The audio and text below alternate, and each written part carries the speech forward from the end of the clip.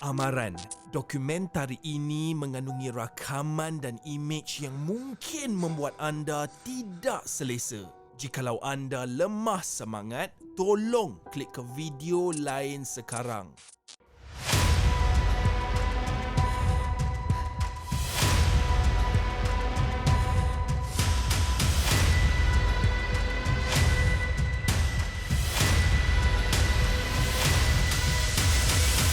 Saya bersorangan. Saya rasa saya sesat.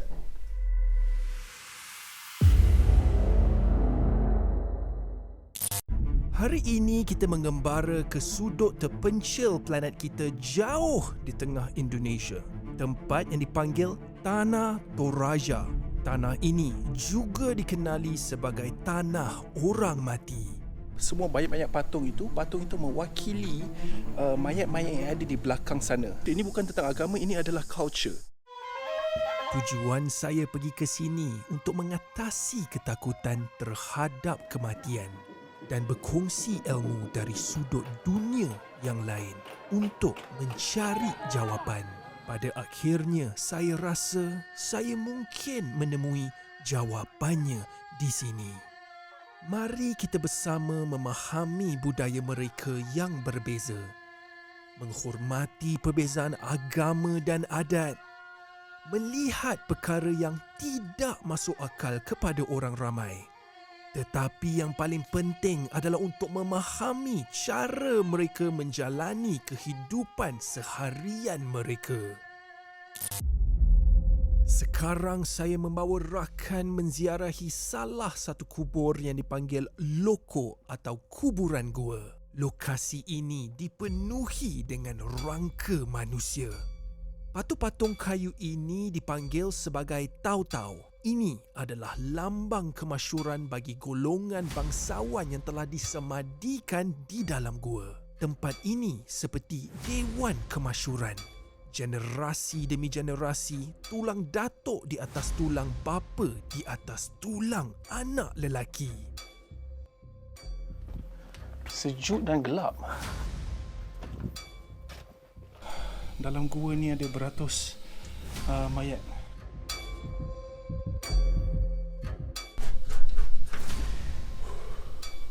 Mayat yang dah ada kat dalam untuk berpuluh tahun dah. Apa yang pelik bidang ajaib ialah tak ada bau langsung. Tak pernah tengok tengkorak close macam gini. Adakah anda selesa atau tidak apabila memikirkan tulang anda bercampur dan bertimbun dengan tulang datuk moyang anda yang berselerak di dalam gua ini?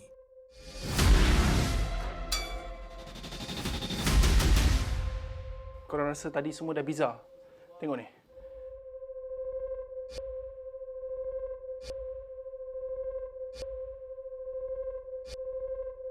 Dalam sini aja ada berapa ratus juga ni.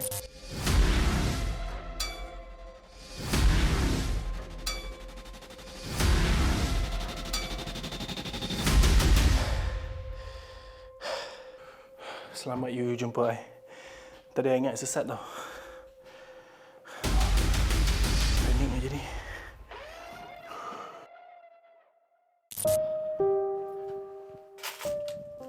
Perjalanan seterusnya, saya akan membawa rakan mengenali beberapa kubur yang berbeza yang terdapat di kawasan ini.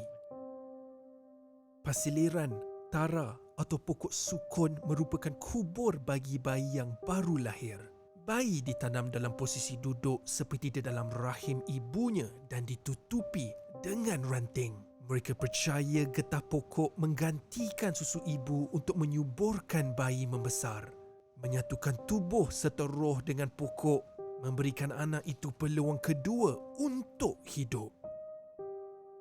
Kubur batu tanda ini juga pernah digunakan pada masyarakat suku Toraja. Malah, kuburan Islam dan penganut Kristian ditanam di kawasan berhampiran gua. Selain itu, terdapat juga kuburan batu atau liang dan kuburan tembok patane. Saya sangat terkejut apabila diberi peluang untuk memanjat sendiri dan melihat lokasi di mana mereka meletakkan mayat-mayat ini ketika disemadikan. Kita dah sampai ke atas.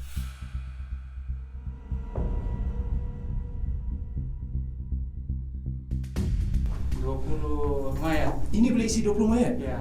Di lubang ini mereka masuk lagi. Ada di atas. Kita tak ada harness, tak ada tali. Keadaannya begitu tinggi dan sangat membahayakan. Kalau saya jatuh, selamat tinggal rakan. Kita akan cuba.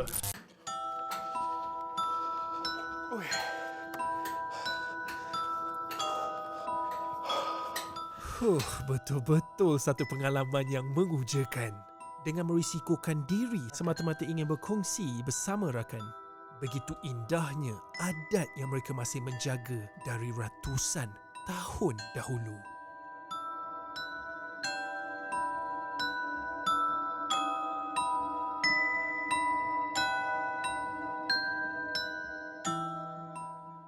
Di sini, bila seseorang itu meninggal dunia, mereka tidak anggapkan orang itu meninggal dunia, malah mereka akan duduk bersama. Eddie sudah berada di sini untuk 2 tahun dan mereka diawetkan. Dibanding negara lain, bila mereka diawetkan, mereka keluar perut, di sini tidak, ya.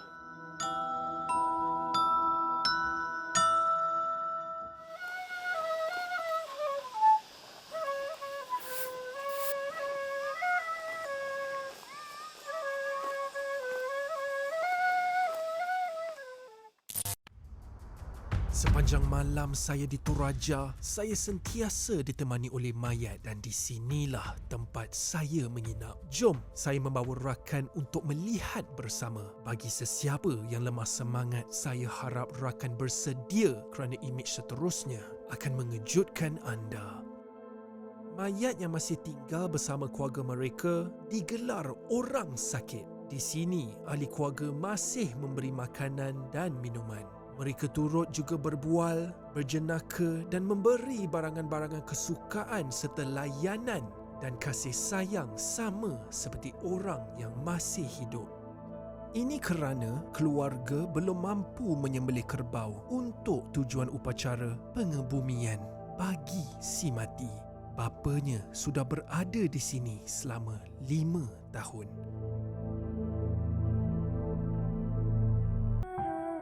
Kami dikejutkan sekali lagi apabila diberi peluang untuk bersama dalam upacara pembersihan mayat atau dipanggil manene. Di sini rakan boleh melihat keadaan mayat yang sudah berusia lebih 30 tahun. Adakah ini mengejutkan anda atau menimbulkan tanda tanya?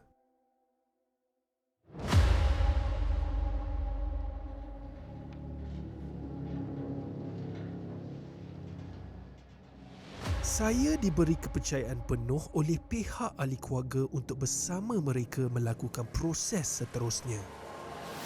Dan saya juga dipahamkan tidak pernah ada orang luar yang dibenarkan untuk melakukan aktiviti yang saya kongsi bersama rakan.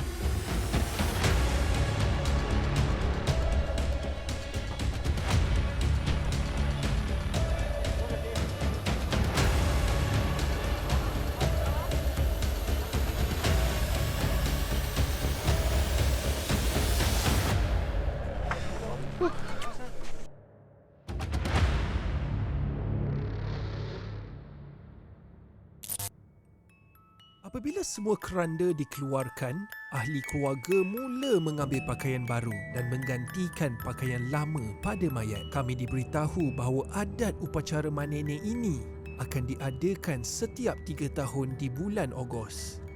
Ini nenek ya? Ya, nenek semua. Nenek. Okey. Netira. Netira. Mereka masih ada rambut, masih ada gigi. Banyak orang Toraja, mereka pakai ramuan. Kalau dia meninggal, Aha. ditaruh di semua badannya, jadi kering. Rakan mesti tertanya-tanya, bagaimana mayat-mayat ini masih utuh? Mereka menggunakan ramuan khas tradisional untuk mengawet mayat-mayat itu. Dan ada juga di kalangan mereka memilih cara yang lebih moden dengan menyuntik formalin di dalam tubuh si mati. Tahu tak, kuku dan rambut mereka masih tumbuh. walaupun sudah begitu lama meninggal dunia. Ini sangat mengejutkan saya. Bagaimana perkara ini boleh terjadi? Namanya rantai, bagaimana badan kita bila sudah diawet, mereka jadi macam ni selepas 60-70 tahun. So macam saya cakap, bila kita datang lokasi sebegini, kita kena sentiasa minta kebenaran. Satu benda yang saya sedar ialah tidak bau langsung, baunya macam tanah. Yeah, which is wonderful. Mengangkat mayat bersama mereka adalah satu perkara yang sangat di luar jangkaan. Saya dapat merasai sendiri bagaimana tubuh mayat manusia yang sudah kering. Tak sangka berat mayat menjadi begitu ringan. Ini benar-benar pengalaman.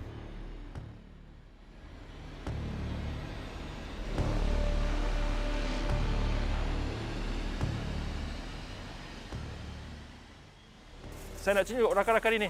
Tengok. Tak sangka dapat lalui benda ini sama-sama.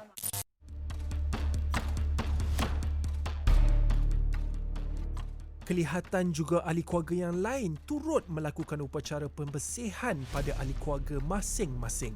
Ada yang baru berumur 2 tahun dan ada juga yang sudah berumur lebih 60 tahun. Malah terdapat juga mayat kanak-kanak di sini. Pembersihan dilakukan bukan sahaja menukar pakaian. Mereka juga menggunakan berus sebagai medium untuk menghilangkan debu-debu dan kulit kering. Ramai sering tanya, Dollar tak takut mayat ke bila lihat benda-benda macam gini? Jawapannya tidak. Kalau Dollar takut benda-benda ini, takkanlah Dollar nak bawa rakan-rakan lihat semua benda ini. Dollar hanya takut satu benda, iaitu Allah. Kini tibalah masa untuk upacara terbesar bagi pengemumian mayat suku masyarakat Toraja yang dipanggil Rambu Solo. Sedikit demi sedikit jawapan yang saya mencari kini terjawab. Rakan boleh lihat di mana mereka semua bersatu dan menjadi ahli keluarga yang besar dan memberi penghormatan terakhir kepada orang yang sudah meninggal. Orang Toraja menganggap orang yang sudah meninggal benar-benar meninggal jika seluruh keperluan telah dipenuhi, seperti mengorbankan beberapa ekor kerbau dan babi sebagai tanda kepada keluarga yang ditinggalkan sebagai wujud ikatan kekeluargaan. He's like, no.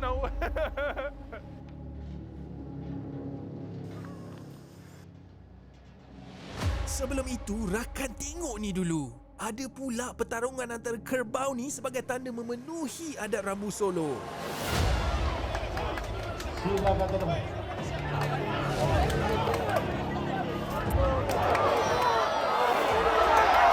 Ganas betul. Detik paling mengerikan telah tiba.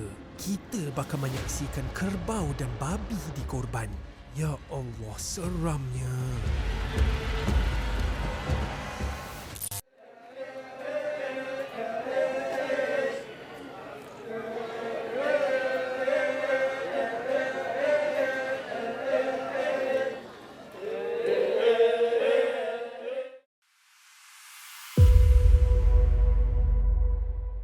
Setelah semua persiapan disiapkan, ahli keluarga mula berkumpul untuk melakukan tradisi Ma Palau atau mengarak jenazah sambil menggoyangkannya dan membawa mayat ke rangkaian sebagai peristirahatan terakhir.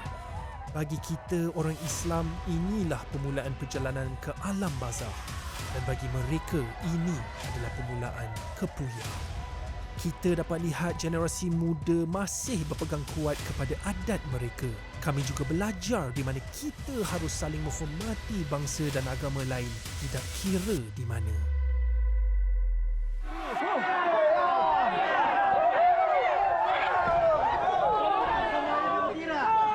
It's quite heavy, but doable with the whole team.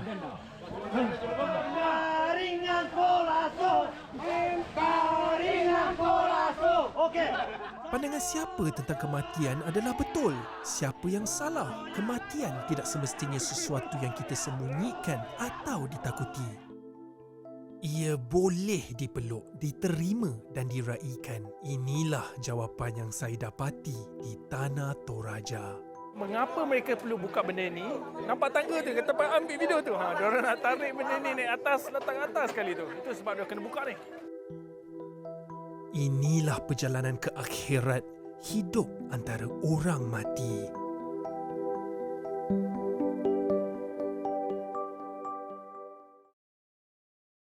Sambil sesetengah orang politik bodoh di negara kita cuba menggunakan agama untuk memecah belahkan kita, kami di Space Solar tidak akan melakukan demikian. We are together as one. Apabila melihat semua ini berlaku, saya sentiasa teringat misi kami di Space Solar. Di channel ini, kami tidak kira kamu agama apa, bangsa apa, warna kulit apa, kerana di sini kami semua bersatu. Tidak kiralah orang politik di kampung kita di Malaysia itu cuba memecah belahkan kita, tidak. Di sini, we are one, united together. Tak sangka dah sampai penghujung video ini. Episod seterusnya, kami akan pergi ke India.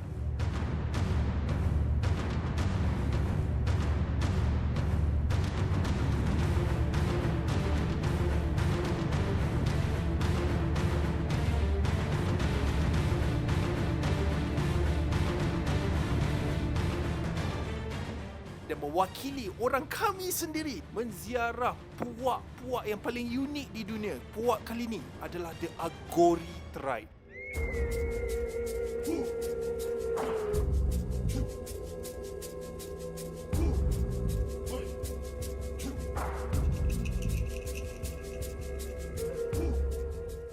Puak ini adalah satu-satu puak di seluruh dunia yang masih makan daging manusia.